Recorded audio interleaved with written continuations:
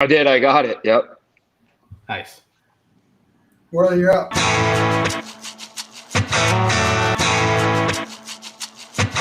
We're three brothers from a small town in the east coast of Canada. Golf has been in our blood since Caddyshack was at the drive-in.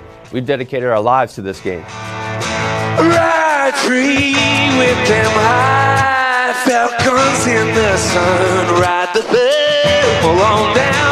I don't 55 in the motor song. Back over at home in the AM radar. Love's coming on strong. It's getting you along. It's going in and gone. Easy, oh, won't you take me in? Some of that old-fashioned California sin. Whoa, there's the rules. I don't make them. Be the dice. Watch me shake them. If I give myself to you, well, you gotta give yourself to me. There's the rules.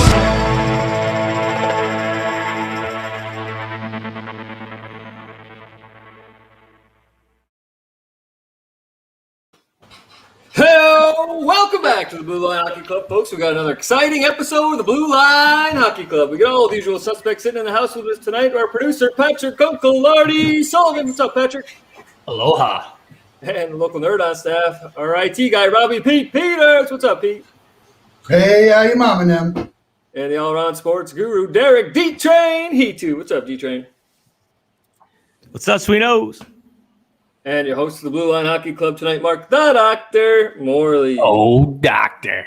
Yeah, that'd be 120 tonight, boys. That'd be 120. We got a friend of the program back to visit us tonight.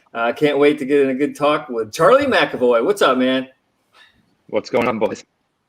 There he is. Hey, thanks for coming on, Charlie. Appreciate it, man. Yeah, so you guys No worries, back in business with practice today? Is that like COVID protocol right back into it? Late night skate. I know we had set this up a couple days ago, but I was happy to see it still work out. We had practice at 7 o'clock tonight, so I was walking in the door at right at 9. Oh, man. So we had to do 5 days of testing to get negative tests to kind of clear everybody. So today was the 5th day. So we all had testing today, the entire team, 6 a.m. to 6:30 a.m. So I was up at 5:40 this how's the morning, nose alarm. They're nice and gentle. It's not the one where they're kicking your hand. It's just a little bit on the inside, so it's nothing big. But They don't have 6 to a.m. cut your this morning. It helps keep negatives too. It helps keep brain cells.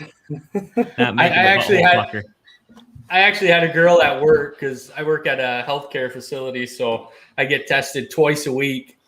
And the first nostril, man, she went so deep. I kept pulling back. And then on the second nostril, she did it again. I was like, is this your first time? And then her and I got a little chippy together. And finally, I just got up. As she went back in again for a second twist of the Q-tip, I just pulled back, got up, and walked away. It's too much. Badass. It's crazy. So everybody skating? Is everybody on the ice, or you still got a couple guys that are not ready yet? Yeah, we had a couple guys who aren't ready yet. 2 guys, but everybody else was there. So we had 4 days off, not doing anything, and then get back out there. It was pretty good. It's a nice little reset, honestly. Just recharge the batteries for a couple days, and we're coming down into it can buckle up for the second half here. So we're 28 in, so we're halfway. We got 28 games in 45 days to close it out. So that's more than a game every other day, right? So we're gonna have back-to-backs, a day off, a game. It's just gonna be a grind where we won't have more than a day in between games. I think here till it's said and done. That's crazy, man. I was telling the guys here, it's not like playing hockey, it's playing NHL hockey, right? So it's every other day, just we gotta be exhausted. It's a lot. We've been talking about it kind of just all the differences right between last year and this year and everything like that. And it's you kind of had those breaks right in between where it's oh shit, the flight sucks, but boys, we're going out to Cali. Like we're hitting LA, then Anaheim, then we're finishing up in San Jose, boom, stop in Vegas on the way home. So it's like those trips, right? Like they're not fun to travel, but everything else in it is a blast. You go out in the middle of the winter and like it's gonna be sunny, it's gonna be great. We're gonna stop, we're gonna have a couple nights, hopefully, or get to go have some fun, spend some days in the sun and everything like that. So like those are kind of like little resets in a year, even though you're traveling and grinding and the gruel of the schedule and everything like that. But at the same time, it's just kind of like changing the scenery is nice. But we don't have that luxury this year, so it's the same 7 cities, the same 7 hotels, just over and over again. Yeah. That northeast weather is just the same up and down, so it's mostly cold everywhere you go. Hopefully starting to turn the corner on that. But yeah, first half was definitely like, we had a lot of road games, so we're gonna have a lot of home games the second half, which is good. But it was, it was what it was, right? It was kind of an introduction of what this is gonna be like, and then kind of just going for it, and a lot of injuries and everything like that. But we're hanging on. We're in a good spot right now.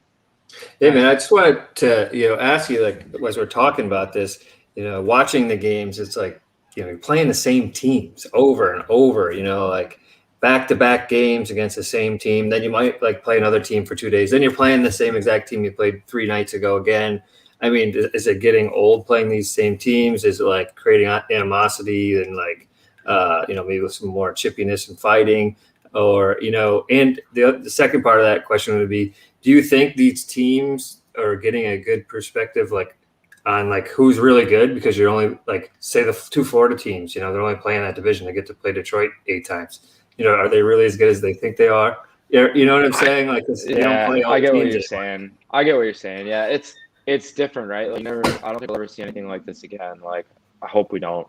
Like, once we get past all this COVID stuff, but like, I think of that a lot. I'm like, okay, so you look up and down our division. So I think right now it's Wash, the Islanders, the Penguins, us, Philly, the Rangers, and then you got Buffalo and New Jersey. So, like, I guess Buffalo's kind of having their woes right now, right? But like every team is an NHL caliber. There are no nights off. Like if you stumble into anyone's rank, like you can lose.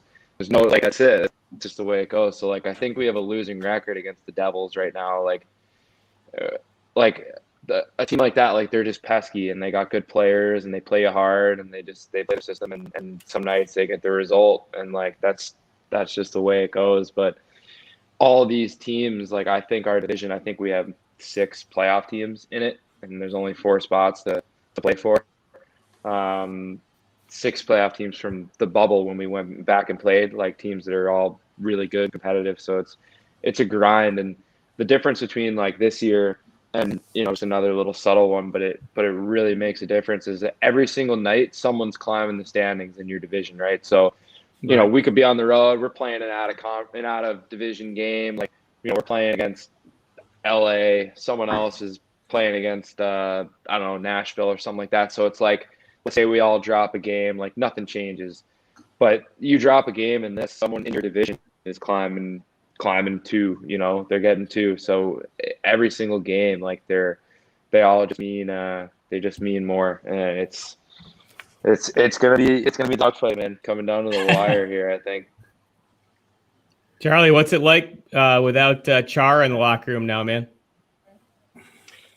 You could tell, like, there's certain times I think where you kind of realize like his presence, kind of things where he would stand up, or times where he'd really kind of get us back in in the swing, whether it was standing up and saying something or kind of just his presence or something like that, just stuff like that. He had such control over the team, and there's definitely times where you notice he's missing, and obviously he's a huge presence to fill. But Bergie's been doing an awesome job as the captain, and we all have so much respect for him and what he brings to the table every night, and the kind of person and player he is. So, playing for him, playing under him is awesome, and he brings the team together. And like I said, he's done a great job to fill that void. But it's by committee. everybody's been stepping up and just trying to do a little bit more with the big man being gone.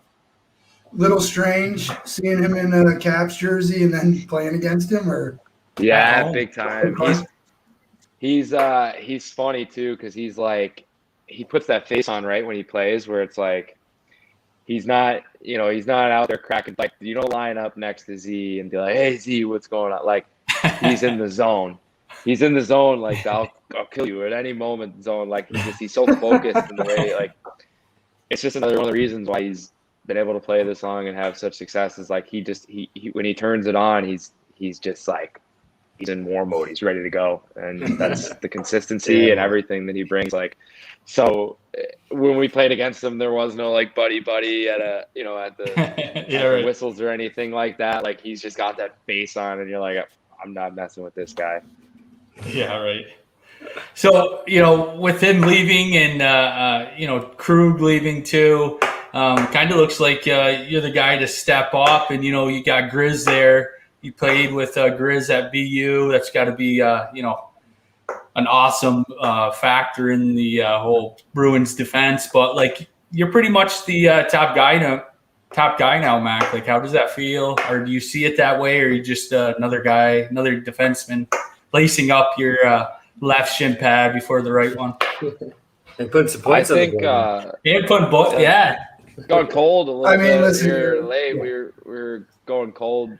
Hoping to get back on the score sheet here soon. But I think honestly, like going into this year, I was thinking a lot about it. Like, there's a lot of build up, and it was all like, hey, are we gonna go get a D man? We got to get a D man. Like we can't lose Torrey and Z, and it's like not gonna be all right in Boston, and they got big holes there and everything like that. And like I didn't really think of it as like, I gotta step like kind of put this kind of cloud over my head of like these expectations, right? I got to step up and I got to do all this stuff. And like, I really was kind of thinking like, in terms of, like production and like ice time and stuff like that. Like I felt like what I brought to the table since I kind of have been there, has been consistent in the form of like that top two playing with Z and when it came down to like thinking about, like everyone's like, hey, you're the guy now, right? Like, I don't think my responsibility changes from what I've been doing for the last 2.5 years. So like, I really wasn't trying to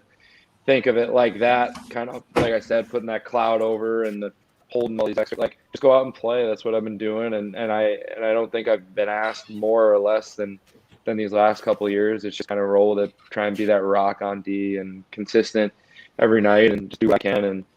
It's worked so far, but I mean, it's real credit to our team because we've had a lot of injuries on the back end, especially, and guys just keep stepping up and doing the job, and we believe that we can win regardless of who's playing. Yeah. So, Mac, Lardy and I were talking before we got going.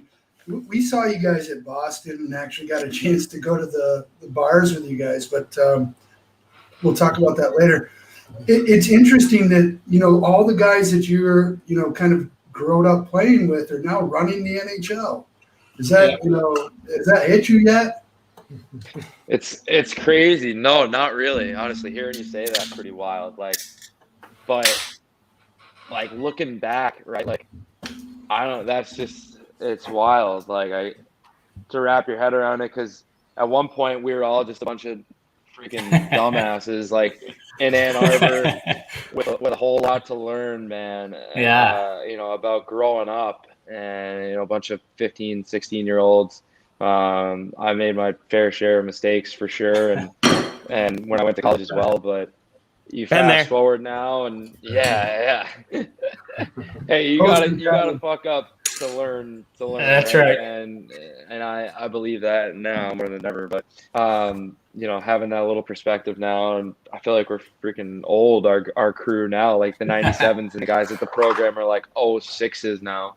But, yeah, right. Like now but no shit, we got like 10 or 11 or 12 of us maybe playing in the NHL and contributing, and there aren't very many guys now who are like up and down, like everybody's kind of made it, and it's just wild. Like that's what you dream of, right? But you don't really see a group like that. Maybe the 94 group I know Grizzy talks about a lot, which was like their decor alone was like Jones, Grizzy, Trouba, Shea, so 4 or 5, Carrick, I think, who made it, and he's kind of up and down, I think, with the Devils. But so they had like 5 or 6 who made the NHL, which was crazy. But like our group was, I think, competes with them for maybe the best that the program's ever had. I bet you it might be a record if someone looked into it. I mean, the dudes, the 96, 97s, and maybe even the 98s. Is Matthews the 98? No, Matthews is our team. So Matthews, he played above you guys, though. Chuck, he got called up at the end of the year. Him and Hannafin. Yeah, that's right. So our team, our U17 year, which is hard because like the guys who left the U17, like Wierenski, Hannafin, like they didn't do 2 years. They just did 1. But then the guys we brought in made it. So I kind of just morph it all into one, right? So we brought in Thompson and Terry, and those guys made it on the front end. So it's like our first line was Tkachuk, Roslovic, Matthews, NHL. Colin White, Colin White. Whitey played with Kells when it came down. And Kells is the 98, but Kells played with our team when he got called up. And Bracco, that was our second line. And then our third line was Greener, Goody, and Fish, I think. So all 3 of those guys, NHL. Fourth line was Tomer, Terry, NHL, and I think Floody. Brendan Warren. Those are a couple guys in there too. Wow, amazing. So like our front end was like 3/4 of it, I think, made it. Like it's wild. And they're back in. I think me and Jonesy, Caleb Jones, who has been playing for Edmonton. I think he broke through. And then we got a couple guys in the AHL who I think are knocking on the door. So. Yeah, it's like what a team we had, man! It's insane thinking about it. It is pretty amazing. Just to imagine we lost U18s, we'd be going to our fucking graves with this roster, man. God, we won. Excuse. Yeah, just to hit the pause button and talk about your time at Boston and Aganis. When we went and saw you, we actually walked from our hotel to BC. And then walk back after the game. Our hotel was fucking idiots. It's called the T. Just take the T. We took the trolley back. But we bar hopped there just enough to walk there. Anyways, it was that hotel over by Fenway. That's like kind of like you look over the narrow. Fenway. We walked Hotel from there. Commonwealth. Were you that's what it was. Yes, it was That's Commonwealth. The beauty of a hotel too. Super nice. Yeah. And we walked from there to BC. It was fucking nuts. What was the right across from Aganis? There's a restaurant. It's like directly across the. Oh, it's that Mexican place. The Cantina. Sunset. The Cantina, right? So we went there and we ordered a bunch of shitload of chicken wings, and I'm fucking chicken wings are this big, not this big, this big. And we're like, is this a fucking joke? What's going on? We were on candid camera. They were like duck wings or something. they were tiny. And he was like, you guys are idiots for getting nachos at a Mexican chicken wings. Oh, my God. Why do you buy chicken wings? You get the nachos there. What are you doing? Or something. Mexican joint. We were with Ernie Burns. So I don't know. He ordered fucking wings. I don't know. Oh, my God. So anyways. I had a story. I walked, it was the guys. When you have your official visit at BU, they put you at Hotel Commonwealth. Mm-hmm. So it was the year, it was my freshman year. So before my sophomore year, the incoming freshman class was visiting. So it was like Chad, Chris, Clayton Keller, Bellows. It was the guy, Ottinger. It was the guys from that 98 program team. So they came in. It was the Monday night. We won the Bean Pot. And we won the Bean Pot semis against Northeastern. So we went out and we took all those guys out and we went to the draft in Alston and we had a freaking time, man. So we went from there to Stuvie, which is the junior, senior dorms. Grizzy and those guys lived there. Grizzy Laner, our Daniel Regan, our senior class. So we had a post game there, hot stove. And then finally I'm okay, I'll take these guys back to Hotel Commonwealth. So we come out it's early in the morning now, and my phone's dead. I can't call these guys an Uber. Their phones are dead. We walked it the whole way over the bridge. It's a mile, that Comm Ave. We walked it. So we finally get there. Oh my God, we get there, go to bed. I sleep in like those guys were a mess. Like guys were waking up in the bathtub. They had a flight the next day. Quinny was picking them up at like 8 a.m. Oh, I did hear about this. Yeah. Oh my God, they were a mess. So whatever. We wake up the next day. I wake up in the bed. I think I slept in Ottinger's room. I shared the freaking bed with him. I wake up. I get out of bed. I take a step. I face plant. Fall over. So I go to get up and I can't walk. I had a high ankle sprain, like a severe high ankle sprain that I must have been so in one that I just didn't even feel it. I walked a mile down to Hotel Commonwealth, all of it. And the next day I was like, Otter carried me out and I got on the BU bus and I went right to the rink, and I was in crutches the rest of the week. Didn't play that Friday. I couldn't skate. And my first skate was that Monday to play in the Beanpot Championship. And I remember I was like excruciating pain. It was just, I don't know why it was so delayed or what, but probably the sauce. But oh my God, I remember that like it was yesterday. Quinter was probably happy, eh? Pat, where was Quinny. that place? You Go talked ahead. to him? You talked to Quinter at all? He didn't know I walked a half mile the night before on it. Pat, where was that place that we went to as soon as we walked in and went downstairs to actually hang out with all the guys? This chick fucking pukes on the floor. McAvoy would know. It's the bar over by Fenway that you guys all used to go to, upstairs and downstairs. By Fenway? Yeah, it's kind of over by Fenway. Like what? Like Causeway was one, or like Lansdowne. A couple of those Fenway bars. There was a downstairs. Anyways, we were walking up them from downstairs. All the guys we were just coming baseball down. tavern. Yeah, baseball tavern. It's like 4 We were just going down those stairs, and some girl puked on the floor all and over happened to Ernie's head. splatter on Ernie's head. Going down. Dude, that place was like a college kid's dream. Like I remember going in there. I couldn't rub 2 pennies together. I was so broke. And like I'd go in there and I'd be like the biggest boys round on me. And I'd be like, what's the beer tonight? And it'd be like $1 Budweiser's and right out of the fountain. And I would just go, oh, give me 6 of them. Like you drop $6 down and like you get around for everything. Like, you felt like such a ball. Yeah, you felt like a baller. That place is awesome. Dude, R.I.P. Baseball Tavern. They shut down. That's what it was. Couldn't make it through COVID, man.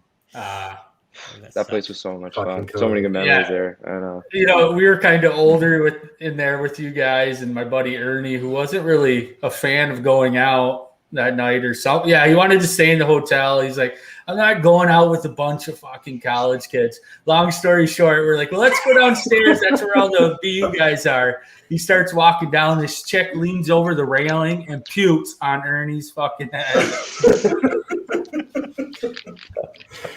Oh, poor God. Should have stayed in the fucking house. We were I'm never across going the out street again. at, like the nicer places, like where the grown-ups probably hang out. I don't know. But we had a table and stuff, and Jordan came over and was like, yeah, everybody's across the street. We need to go over there. And we're like, okay, we'll go, because we were old, we were older, obviously, and been there and done that. We're still young. As soon as we walk in that fucking door and go down, oh my God. The fact that Greener ran like the bar scene in Boston as an 18-year-old freshman just made no sense to me. But he brought me with him, so I was fine with it. It worked. He looked like he was like 28. It looked like he was 28. Yeah. What's this all about, Mac? Here, tell us about this, dude. So that was Bergie's idea. And of course, he had like the sickest outfit with that like Cam Neely thing. But so we were out in Tahoe, right? So where am I in? I'm behind Cliffy, who's got on the Portman jersey. I got on like the neon green like snow suit with the shades. Yeah. So our retro jerseys are from the 90s. So they were like, why don't we do a 90s theme? Let's do 90s theme dress up, like whatever you want to do. Just go for it. Like you can be creative, like ski suits, outfits, like the parachute pants, whatever you want, like anything 90s. So I'm on Google looking up like 90s style and trying to find something cool to wear. Yeah, so the wash jeans were big. The like tie-dye stuff was, or like multicolored stuff was. We huge. still wear Jean this jacket on shit, Freddie. Mac. This is I'm just wearing a those day. pants right This now. is just a day in your closet for you. Yeah, it was pretty funny though when I oh saw my that. God.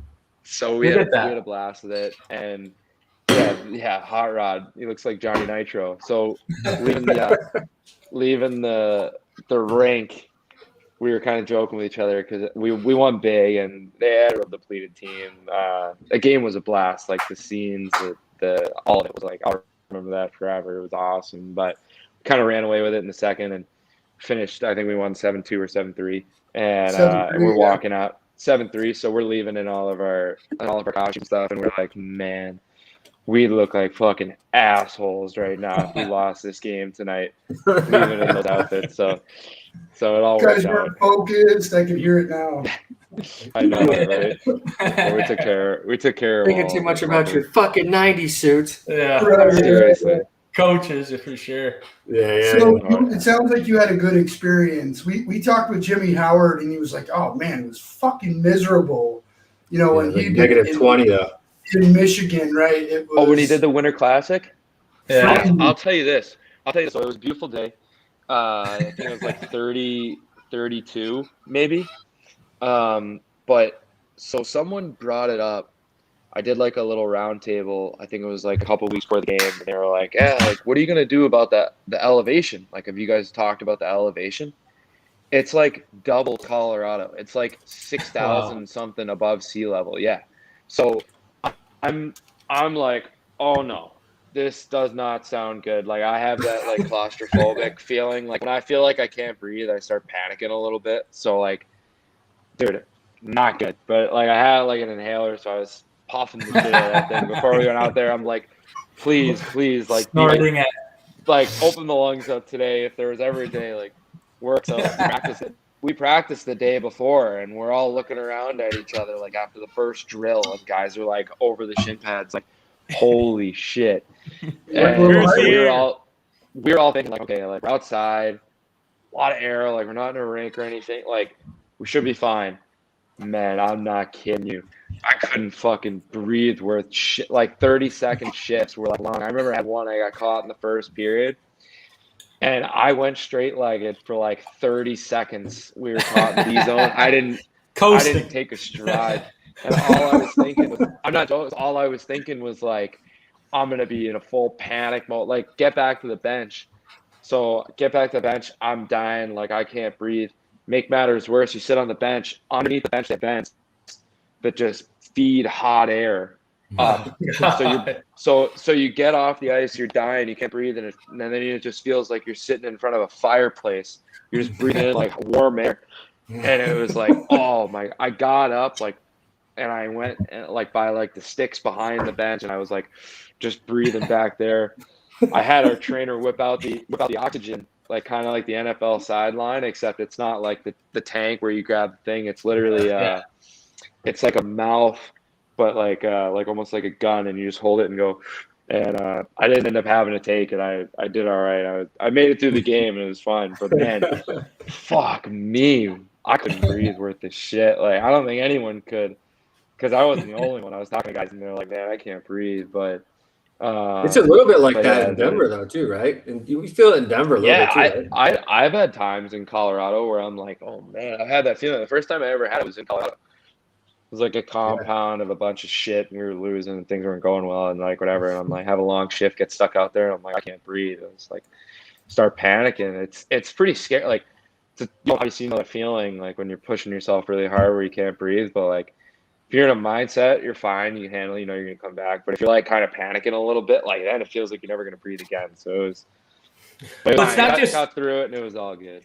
It's not just that, Mac, right? It's the recovery too. The next day, right? It's your body's just depleted of oxygen, your muscles. Oh yeah, we flew back that night too. So our game got flexed from noon to 7 p.m. or 6 or 5 p.m. maybe. 6 it's like midnight out here. Yeah, exactly. It was So we had it at whatever, right at like sunset, because they couldn't have the ice in the sun because that was what they fucked up the day before. Yeah. Those guys had to like go play later. So we were supposed to play at noon. We were going to be out of there. We were going to be flying home at like 5, get home like 2, 3 a.m. We ended up playing at 7. Our flight didn't leave until like midnight. We got back in Boston. I was in my bed at like 7:30 a.m. Just walked in the room, face planted, and slept till like sober. Yeah. Yeah. First time sober. It doesn't happen Sober, often. The old sober face plant, rarely seen. But it set us back a couple days. We were all like, man, switching time zones, and like you said, the oxygen. We were all so depleted. Oh, Jet lag is it real. sucked.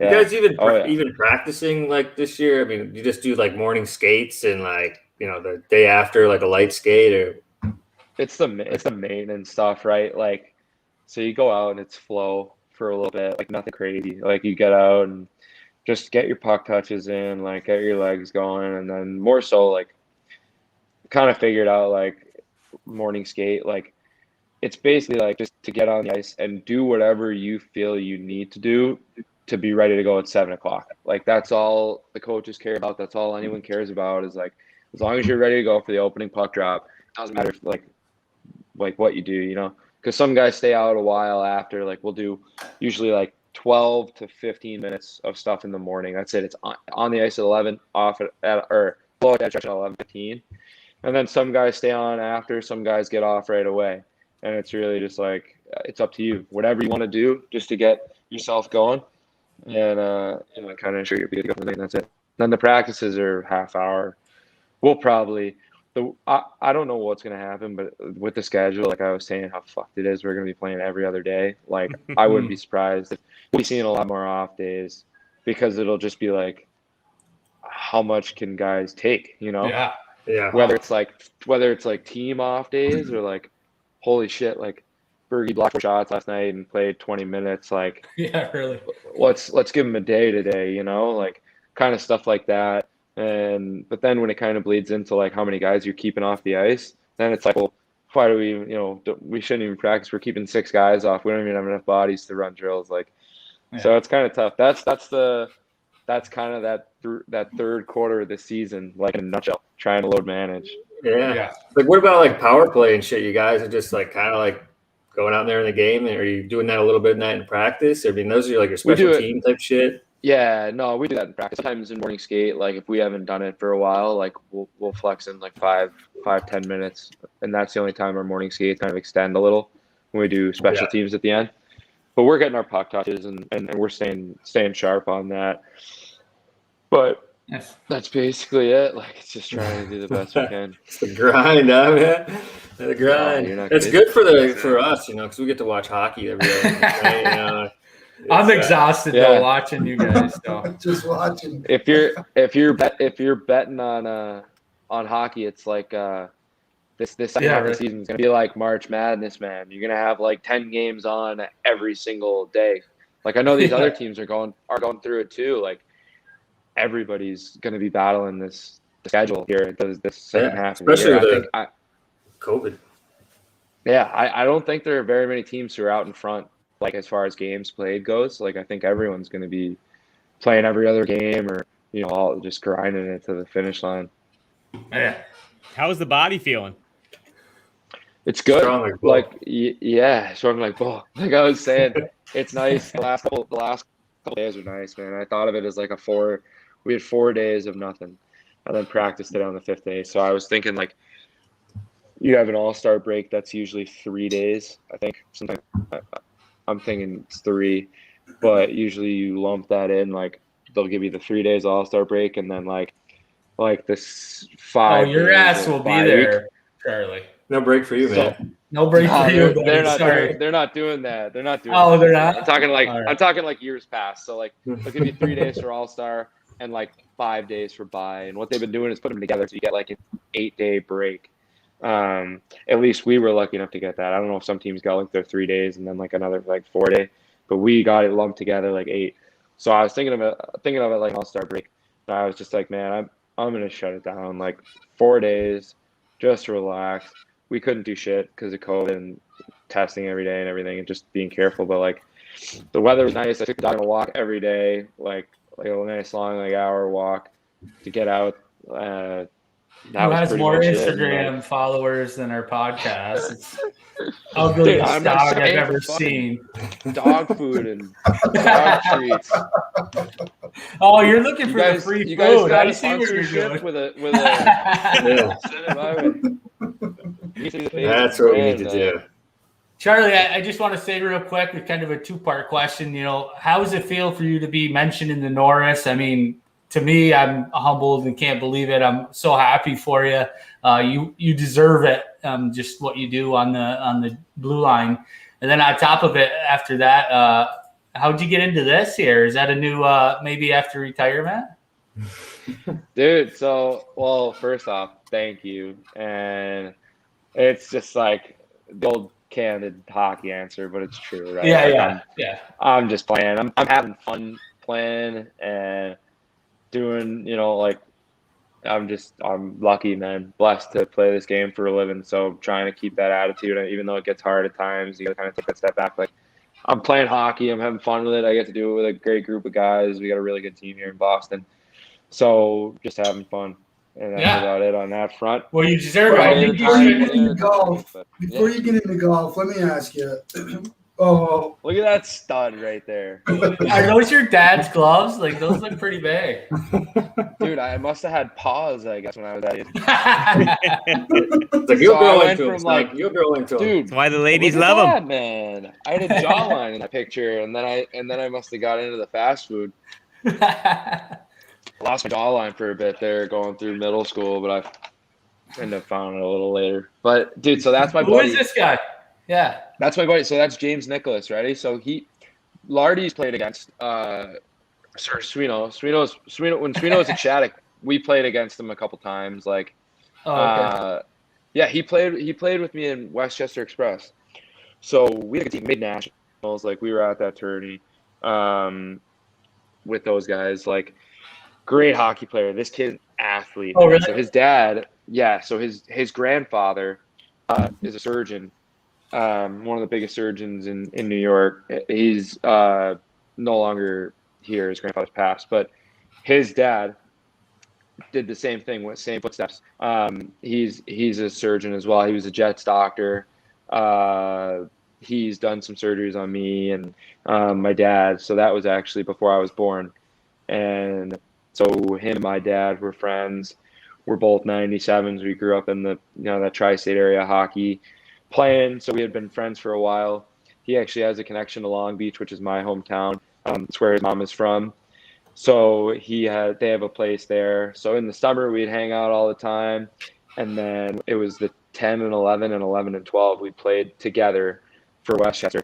So we were teammates, and this kid was like, he'd like go to the rink, we'd play a game, and like he'd have like a duffel bag there with his football gear in it, and he'd put the football gear on and go right to that. And then like when he was done with that, then he would have on like his like his lacrosse shit, and he put that on and go. Like, this kid played everything, and he was so gifted at all of it. And he ended up going to Yale. So his dad went to Harvard. I couldn't believe he went to Yale, carving his own the rival. But anyway, he went to Yale for football and golf.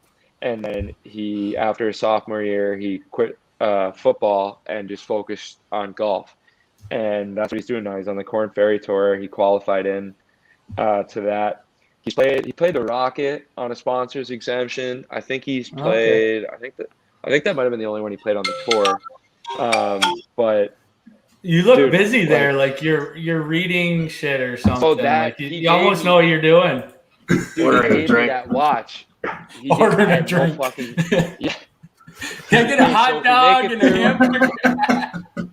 So we're gonna need some nachos. Our girl's on 12. We're on 9 right now. We just gotta make it, dude. But so anyway, he gave me that wrist watch, right? So it was a compass.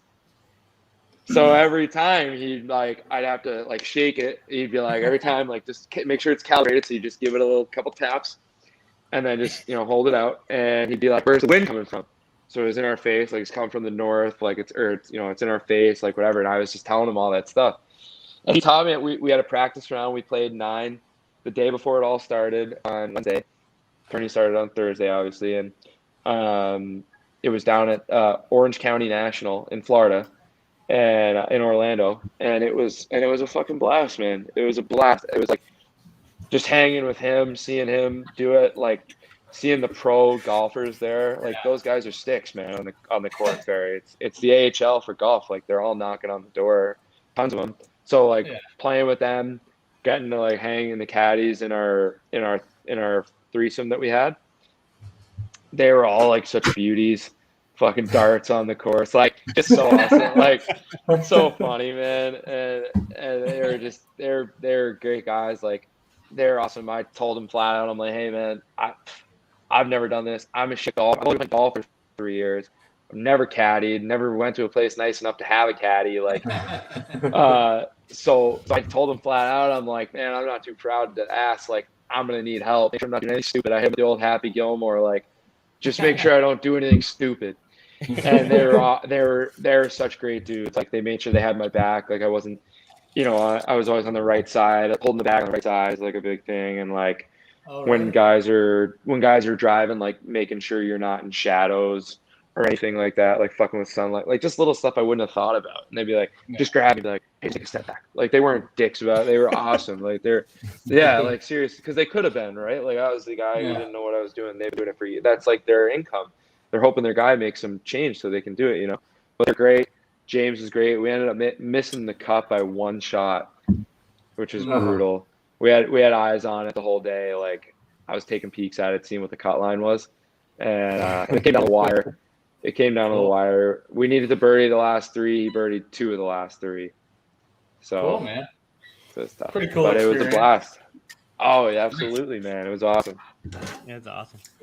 So let me ask you, are hockey players the best athletes on the planet, or what?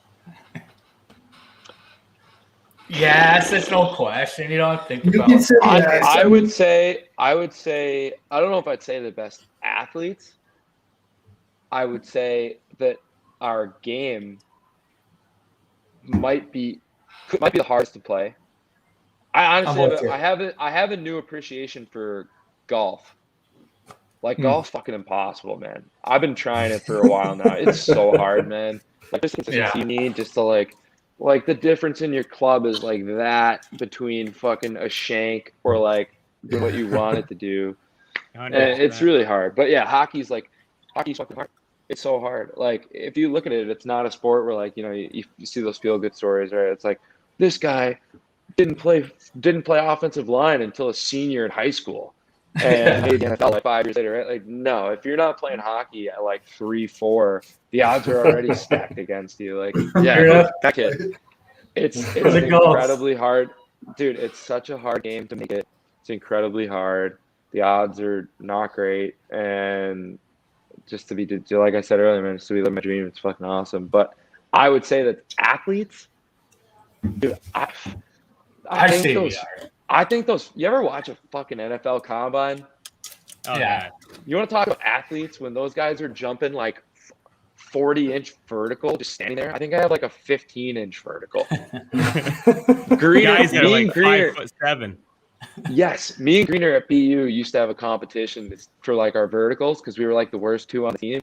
So it would be like comical because like everyone would jump and it'd be like 25, like 24, and like Greener would go and it'd be like 16. Yeah, no, we'd be double. Just put respect on our name. It'd be like 16, and then I'd go and I'd get like 17, and like we were the worst too by like that much drop off, and we were just like, it was our own little shit. But we worked on it. Like, me and Green are trained together for a couple summers, and we've gotten a lot better since since we did it. But I think those guys are. I think some of those football players are like 4.40 with your 11-foot broad jump and your 40-inch vert. Like, I think those guys are crazy. Yeah. Just fucking cut like crazy. Some of those guys. DK Metcalf, 0% body fat. Yeah, see, you don't see that as much in hockey, like, where you got a guy that's just extremely fucking cut, like every guy in the locker room. Pat Maroon's pretty cut. Some guys, Kevin Phil Miller Kessel. Phil. Kevin Miller is, right? Like, it's crazy how it works, right? Because it's like you kind of like, you could have a guy who's just like a bag of milk, right? And he's like the fastest guy on the ice, he's just he's awesome. He's so fast. He's like a better player. And then you have a guy with a 12-pack and 0% body fat. It's like, it doesn't necessarily mean that you have a competitive advantage. Not that I think it's okay to be fucking huge. Like, you're lugging around a spare tire, obviously, if you're bigger, but I don't know, some guys, it just works for them like that. Nice. Well, Mac, before we let you go, I know you probably can't wait until the season ends. Obviously, you're hoping to hoist the cup. You got close there once. But what are you going to do after the season's over? You're going to do a little surfing. I know you like to do that. You stay right in Boston. Do you go back to Long Island, or what do you do? That's such a good picture, man. Oh my god! I like your dad with he's such a legend, man. He's a stud He's still. a freaking legend, dude. He's in better shape than I am. And does he shave? Does he shave or wax? No, which is crazy because like I get a fucking hairy chest and he doesn't. I got shave in my chest. I see that. I see the hair on the belly there, man. Yeah, oh yeah. But I actually looking solid there. But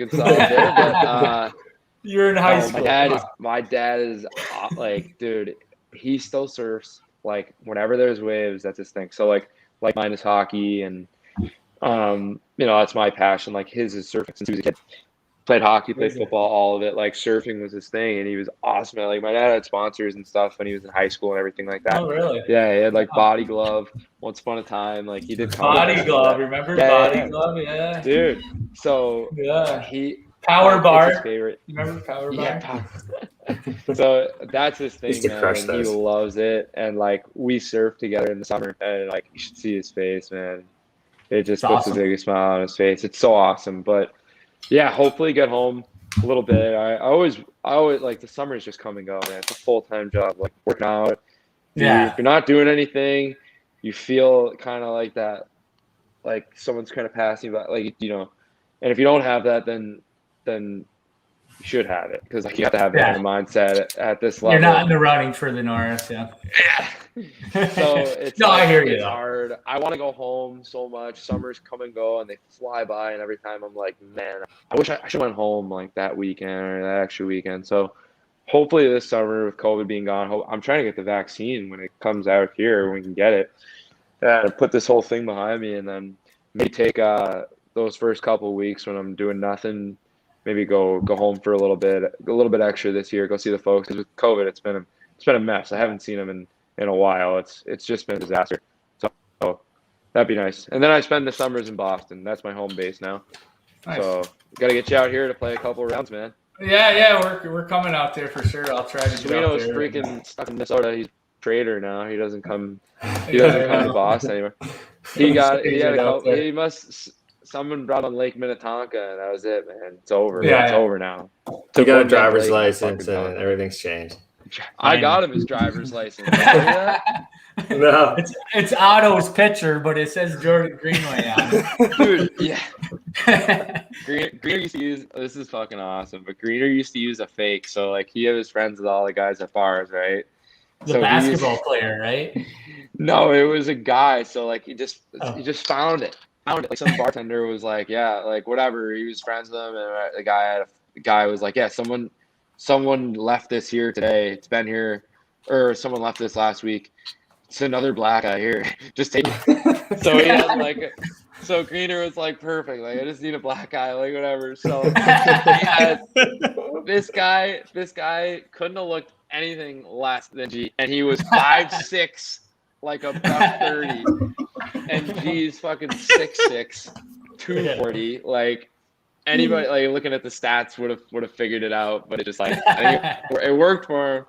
Nice. But oh my god, yeah, I got him and JD their licenses. I built some good relationships with the people over at the DMV here in Boston. Lovely people here. Yeah, I remember that. Yeah. So nice. So I took them. They used my car for the driver's test. They didn't crash it. They did great, and now they're both on the road somewhere. Pray for whoever's out there with them. That's a story.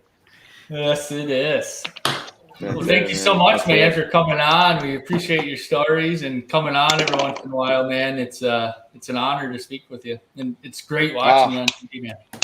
Thanks, boys. I appreciate it. Hey, we'll do it again right after your one's up. Okay. All right, brother. Appreciate it. Good luck this year. That's good, man. Book it. Thanks, Bucket. guys. Keep rolling. I'll talk to you later. Later, man. Later. See you guys. Woo, look at that. All right. Charlie. You guys Yeah. want to do a little quick commercial break here and get into the second segment?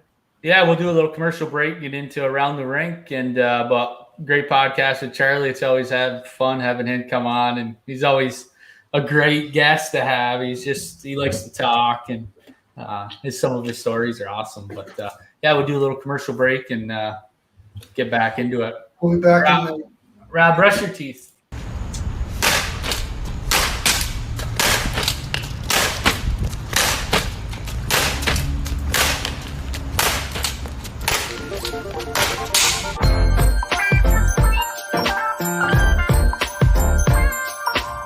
We get the question a lot of what surface can I use the hockey wraparound on? You can use it on any surface from smooth concrete to the roughest asphalt. Today, we'll be shooting on asphalt in my driveway.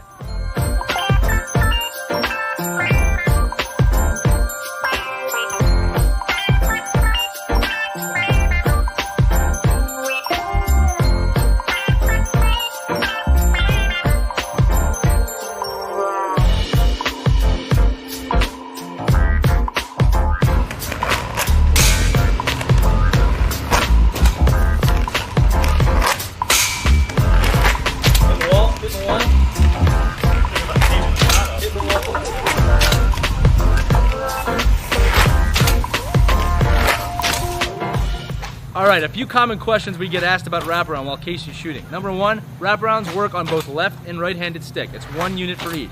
Two, the size of your stick. Whether you're youth, intermediate, or senior, the wraparound will cut down to the length of your stick so that you can use it no matter what. Another thing about the wraparound is we've completely covered the toe of the stick so that you can practice your toe drags and other things while you're outside. One of the best features about the wraparound is that it eliminates the small spaces that you may have with a shooting board or other training tools. Literally, the entire earth is your surface to play on. Go.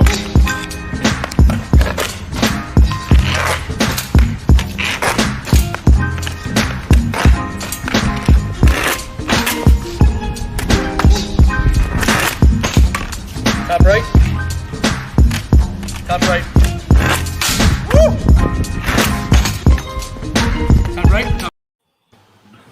Welcome back, boys. All right. We just had episode 120 with Charlie McAvoy for the Boston Bruins. What a great guest to have, and always a pleasure speaking with him. And, he's one of the best in the league, guys. I mean, we're talking to a friend of the program, but when you step back and you look at it and you watch him play, he's an offensive defenseman, which is what they want in today's league. And, also a great defensive defenseman as well. So, it's awesome to have him in our corner when we want to talk to him about what's going on. Very good perspective on what's going on with this crazy circumstances in the league this year, playing the same teams over and over, playing every other night. So it's kind of cool to get his perspective. What are the teams doing, the morning skates, the day after for practice, stuff like that, we don't see just by watching the game. So yeah, it's cool, man. Great to have him on. Yeah, I wanted to ask down to you earth about, too, huh? Yeah. Yeah, Very humble. Humble kid. Derek says this every time. Every time we talk to a high-level hockey player, they're always humble pie, man. It's always humble pie. It's great. Unreal. Yeah. Yeah, just to be in the talking of the Norris is unreal, and we all of us guys on the podcast have watched Charlie since the USA national team, BU, and now the stud on the Bruins, Boston Bruins stud on the blue line is unbelievable. So great guest. Love having him on. Yes, sir. Yes, sir. I wanted to ask him about having a Trent Frederick. Yeah, I was thinking that too. Yeah, guy's an animal, man. He is an animal. It's awesome. Animal. I like to see that in today's game. We need more of that. There's not too many teams that have a guy that's going to go out and beat somebody's ass just because he wants to and he wants to get noticed. And tried to fight Ovechkin. What's that? Yeah, well, before Trying that, to fight he Ovechkin. fought fucking Wilson, held his own, right? And then he was right after that. He was gonna, give Ovi a shot at the title. Ovi fucking drives a stick in his nuts, but yeah. Good way to make your name for yourself in today's league because there's not a lot of guys doing it. You talk about Wilson, a couple other guys, maybe Reeves and Kane or somebody like that. But it gets good press. He's on social media. He's on the highlights just because there's not as much of that going on anymore. So it's good for that kid to get that kind of notoriety and be a good tough player, and it's worked out for him. Yes, sir. We should have asked him though, getting up and down like the team plane, if he's ever been blown over by the wind. Who? With Frederick? With Charlie Mack. Oh, okay. Team plane. Let's get into a little around the ring. Yeah, let's get into it. I mean, a lot going on. It's kind of tough to keep up with it. And like Charlie said, when you watch the standings and the top 3-4 teams are only 2 to 4 points out from first place. I mean, the teams are bouncing up and down because they're only playing in conference games, and it's easy to drop from first to third, in a night or two. So I have seen that too. When you look at the standings and you look back and Jesus, weren't they just in first last week? It's kind of crazy. We got the Florida teams are doing excellent in their division. I think the Panthers are probably one of the biggest surprises down here in Florida. They're getting a lot of talk here in our area about how good they've been playing, and Quenneville being possibly coach of the year. That's kind of been a surprise in my opinion in the league so far is how well the Panthers have been able to play. But they're also playing Nashville, they're playing the Stars, they're playing Detroit. I mean, how good are those teams? When we talk about not having a full round of scheduled games throughout the league, how good are some of these teams that the divisions might be a little weaker than others? So we'll see that later in the season. But if you look at the points there, they're not too far out. 1 point from second place there. All within 6 points from first place. So it could change quickly. Yeah. I mean, that goal differential to me just is crazy. Plus 43. Holy. Tampa? Yeah.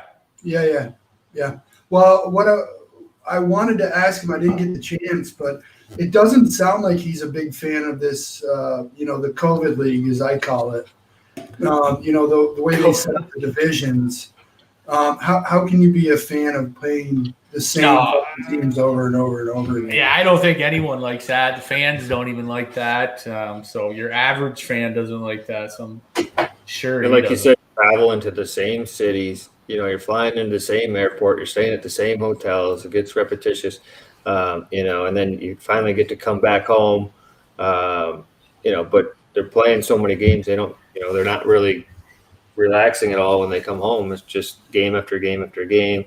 And with this COVID protocol, these teams that are behind games, and now towards the end of the season, they're rescheduling all these games where they might have, like he said, more than game. They might have back-to-back games some nights opposed to every other night. So it's going to get more of a grind for these guys coming into the home stretch here. The teams that had to sit out a week or 10 days and miss games. So. Can you guys imagine if this was like the kind of league that was going on back when fighting was like super prevalent and stuff like that? I mean, oh man, every night would be like, it looked like the ECHL, It'd be like, yeah, it'd just be like a brawl fest every night. Maybe it's for good reason that it's like a finesse league now that they're having to play the same dudes every other night and stuff like that. Cause I can't even imagine what that would look like back in the day. I don't think it'd be much hockey, right? It'd be a freaking boxing match, and yeah, you're right on that. And I think we said that a few podcasts ago before the season started. We're like, man, there's going to be a lot of fights, but we haven't really seen not a lot, have we? Not really. It's crazy. No, I thought we'd see more for sure, especially playing. When you play the same guys over and over and you're chirping. Yeah, Rob, what's going on with your team?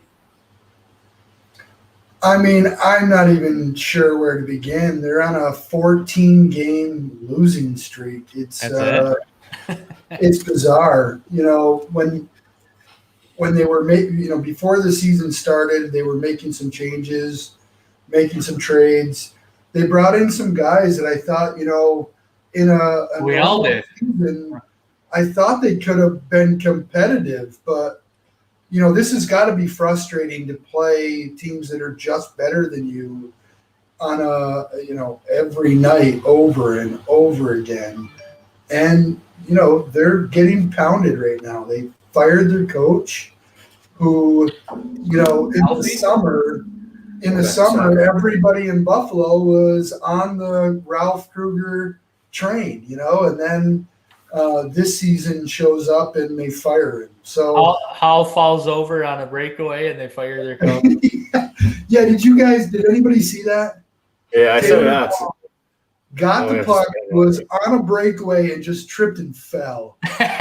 You could see that he was like, okay, I'm just getting off the I'm going to get off the ice. And I sent you guys that quote that he said, at least I only have to spend 1 year in this shithole. Yeah. Taylor Hall. Yeah. He said that? I saw that come across then, and I don't know if I don't know if someone made it up or what it was. I don't know if I was going to say, I think he's excited I don't think he said about getting re-signed. Oh, he's not going to sign there. He'll go somewhere else. Guy goes to a different team every year and still gets paid big time. And he's getting paid.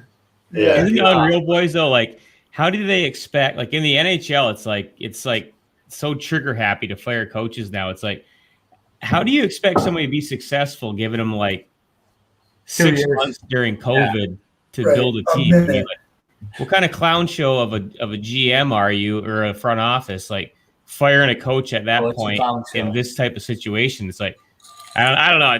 It's just like, why do you invest in somebody and not even give them an opportunity? It just completely backwards. Right. It's like the opposite in Detroit. Yeah, you gotta have a couple of years. I mean, at least under the same GM to like get on the same page about what kind of players you're going to bring in. Like, I don't know. You can build a team or have success with 6 months of being the head coach. I mean, it's ridiculous. Yeah. And unless it's like something really bad, like they just don't gel. But you're right. I mean, any of us, take us, for example, it gets a new job, give me a year to kind of figure this out. I'm going to have, a couple road bumps and make a couple mistakes, but Jesus, don't fire me after 7 months. I just fucking got here. Yeah. I mean, it takes you 3 to 6 months to feel the pulse of any new organization anyways. I mean, when you get to be our age, it takes like 6 months to decide what kind of fucking lawnmower to buy, for God's sake. Yeah, really. TV, research a TV for 3.5 months, and then you just decide not to get one. So let's check out the old Canadian League up north and talk a little bit about that. Oh, there we go. Toronto's still holding on strong, baby. Yeah, Toronto's looking good, man. I mean, Edmonton sneaking up there, which is great. Poor Ottawa. We're all from an hour and a half away from Ottawa. We grew up going to the Senators game, so we like the Sens. But man, goal differential -40. Yeah, I think Calgary's a big surprise in that division. Just haven't had it this year. No, you're right. Weird. They were great last year. I think that might be the biggest surprise. You're right, Mark. Calgary. I thought Calgary's going to be good this year. Yeah, they got the players, man. I mean, I don't understand what's happened between last year. One of the best teams in their division last year, and like I said, they're playing a lot different schedule this year, so maybe they don't fare as well against some of these Canadian teams as they did against some of the other teams in the league. I don't know what it is, but they got rid of Talbot, and Talbot's playing great in Minnesota. They got Markstrom, who was playing great for Vancouver. Yeah. And now they're shitting the bed. So, you make some moves and you think you've upped your team a little bit, and again, turns out not so good. I don't know. Hard to tell, man. This is one season. It's hard to tell who's actually really good. Toronto going to fuck it up again this year. Let's see what happens. The team's cursed, man. It is. They'll make the playoffs and fuck it up in the first round. What do you guys think of Krill? And we'll kind of end the podcast with the Minnesota Wild, maybe the rookies, who's the best rookies out there. I haven't been paying too much attention to the NHL. I primarily just watch the Wild, check out the standings every once in a while. But all of us guys have been watching Minnesota pretty closely. And Krill, the Thrill, Kiprazov. I mean, he's going to be good, eh? What do you guys think? He's unbelievable. Yeah. He's leading rookies right now with 26 points. He's got I'll tell you in a second. 10 goals and 16 assists, leading rookies right now. And I mean, he's the leader for the Calder right now. Yeah. Yeah, I mean, I can't compare. I think in every pro sport, you try to compare a player to somebody from the past. I can't pinpoint somebody that he reminds me of. He has such a different kind of a freakish style of hockey. He's a small guy too, So I can't really. You guys compare him to anybody? You think or? I don't know. I'm with you. I can't. You can't peg him to somebody else. At least I can't. He's a really small guy, he's a small player. He's got great hands. He's quick. His release is fast as shit on his pass and his shot. And if you see him when he comes into the zone or if he comes around the net, he turns his skates, both of his toes pointing out like that, which you don't see a lot of people do. Yeah. That's what I mean, though. He's just weird. He's just swivels on with his toes pointed out opposed to as a regular, power turn or something. And he seems to do that very well. And he comes in, opens his body up, and he just fires the puck from everywhere. And he's a feeder. He's not just a goal scorer; he's a playmaker. He's playing with Zuccarello, and those two have been spot on as far as being a good connection right away. And those two, Zuccarello, he was doing okay, but once they put those two on a line together, the two of them have been on fire, and they've been changing up the center on that line a little bit this season. But as far as he had the hat trick the other night, I mean, this kid is just the real deal. If I would probably say their best asset on offense right now, he's just a stud. I mean, he's a rookie. Spark, for sure. And there's a reason that he was a leading goal scorer in the KHL for the last couple of years. I mean, he's a real deal. And I think that's a huge pickup for the Wild, that you probably see him a franchise player someday there. Oh, yeah. Zook, man, too. Zook's unbelievable assist man. He finds people, man, with the puck. So putting a goal scorer like Krill out there with Zook, that's when Zook played for the Rangers, that's even though he was he had some clutch goals. If you ever watched his game, he was just always so clutch at finding the assist, man. He's great at delivering the puck to people. Yeah. And putting those two together is just recipe for success, and you're watching that in live time. So yeah. Just going east to west. Yeah, for a first-year player in the NHL, I haven't seen confidence like him. He just comes in and plays every night. Always smiling. Yeah, fun. Mullet flowing in the air. Just Love it. Got a nice flow. Yeah, so I think we're going to see good things out of him. He's really been a big part of why Minnesota is in the top of the standings, or close to it out there behind Vegas. And Greenway and his line have been playing excellent this year. That kid Greenway has really stepped up his game. As far as he's been battling in the corners, he's been shooting the puck probably 50% more than he did last year. Instead of thinking pass first, he's getting a lot of shots. He's got a lot of points. Really like to see that line, Eriksson and Greenway and Fiala playing excellent. They had a tough couple games against Colorado last week. What about Colorado? Are they just on another fucking planet? Did you guys watch those games? You want to turn it off? You don't believe? Yeah. I mean, they would get into the zone, take a shot, miss the net, get the rebound, take a shot, get the rebound from the goalie, take a shot, get the rebound, skate around, pass it, take the shot, score. Minnesota was just out the there. First period, they had 20 shots on goal. Yeah, it was 50-some shots that game. And if you look at their stats, throughout the year, Colorado is way above everybody else in shots on goal. I don't know where it is or what the number is, but plus 35, the best in Central for goal differential. Yeah, so I don't know where the shots on goal thing is, but they played it that night that they were just crushing the Wild with shots. Yeah. Shots they had above everybody else in the league. So, I mean, that's kind of the mentality that they're going at, is throwing pucks at net and crashing it. And it's been working out pretty well for them. Yeah, I feel like when playoffs come, what's going to happen is playoffs. When playoffs do come, what's going to happen is the number one teams are going to fall probably pretty quickly because they're used to playing the same shitty teams. And, like in Colorado, they're sitting a little bit lower, and they're going to have some success because they just have the horses. Yeah. Right? You cannot get a bead on each division based on who's sitting number one right now. You can't. Because once they have to start playing other divisions, shit's going to change pretty quickly. So we're 20 games away from seeing playoffs here, and it's pretty exciting to get down that. I do have to say one thing about Colorado and we've talked about this, and Rob, you say it all the time about Connor McDavid in Edmonton. He can't be the lone guy on the team that's putting all the points in. Connor McDavid has 6 goals in the last 3 games or something like that.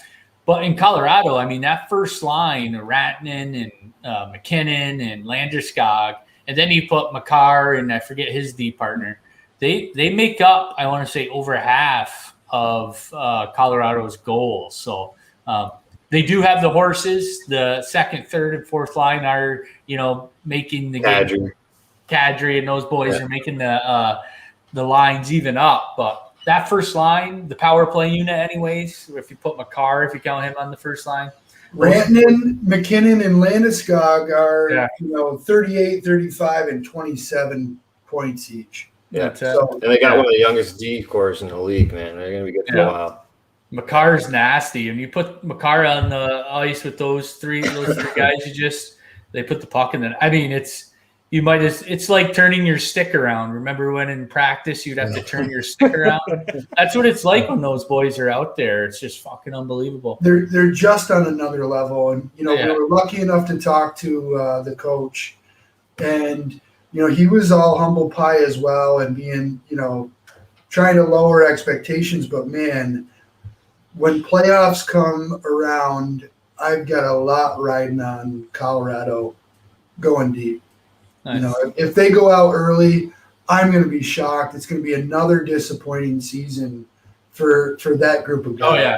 Yeah. Well, I mean, we did see, we have seen them get beat this year a few times by some suspect teams. So I beat them. Yeah, I think the goaltending will be a big factor with Grubauer there. How he plays, towards Mark, the end of the season. I think you said it. If you play a team long enough, you're going to get some wins, right? If you play them over and over and over again, you're going to eventually figure out how to beat them.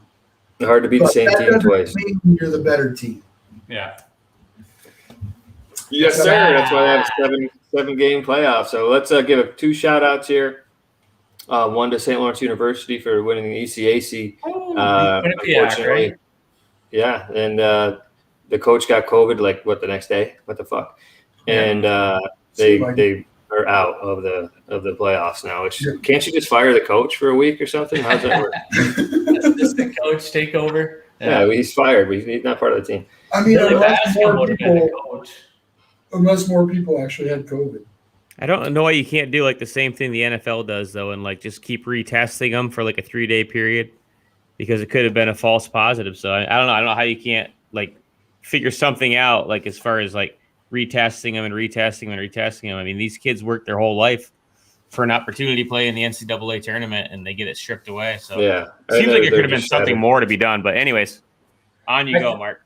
I think it had, the selection show. They still had to get selected to go play, right? Not an AQ. What's that? It's not an automatic qualifier if you win your conference. I don't think so. Could be. I don't know. It was. It was an automatic qualifier? Yeah, it was. I do think it is an automatic qualifier for winning the conference. The other team that we want to give a shout out to is my alma mater, UMass Minutemen in Amherst, Amherst, Massachusetts. They won the Big East, which is huge for them, and because that's obviously one of the best conferences in the country. Very hard league to win, and the coach there is none other than a Canton boy, Greg Carville. Great success there in his 3-4 years he's been there. He's up for Coach of the Year. I think he won Coach of the Year. He did when we had him on. He had just won Coach of the Year. Yeah, I'm pretty sure. I think he won Coach of the Year this year. I saw the other day, 2 times in 3 years, which is like unbelievable for being at a program that short of a time. So great for him up there. It's awesome to see our Canton friends succeeding. Greenway, Carville, amongst others that have been in and out of different leagues. And so best of luck to them, and go Minutemen. Go Minutemen. Zoomass. Yes, sir. You guys got anything else for this week? Nothing this week. That's about it, boys. Just shout out to Dormy Workshop and Wraparound, our sponsors for the podcast. And hopefully we'll get a new podcast coming up here in coming weeks. Yeah, check out our website, BlueLineHockeyClub.com. You can catch all of our podcasts on there, future, present, and past. And then also get on our Facebook, YouTube channel. We got tons of videos on YouTube that you can check out. Our show is live every week now. So check out our social media sites to watch us live 9:30 on Wednesday nights. And until next time, boys, keep your stick on the ice. To you. Sweeto. Oh, doctor. Meow.